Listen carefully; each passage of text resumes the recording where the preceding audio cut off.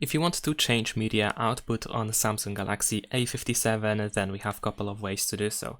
The first option is if you have a song, for example, if you have a song that is being played in the background, then you can probably find it in live notifications in here. And in the upper right corner, we have the media output option. So we can tap on this button and then we can choose the media output. The second option that allows you to change the media output is if you go to quick settings or the control center, then you can find the media player in here as well.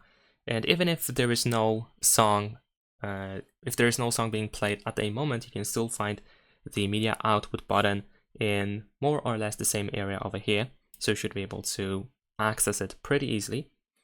And the third option is to simply combine quick settings and the control center. Sorry, the quick settings and notifications tray actually.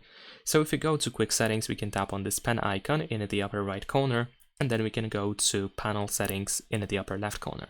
And in here we can switch to together, and also we can choose device control and media output buttons in order to switch to this option over here, show when quick panel collapsed.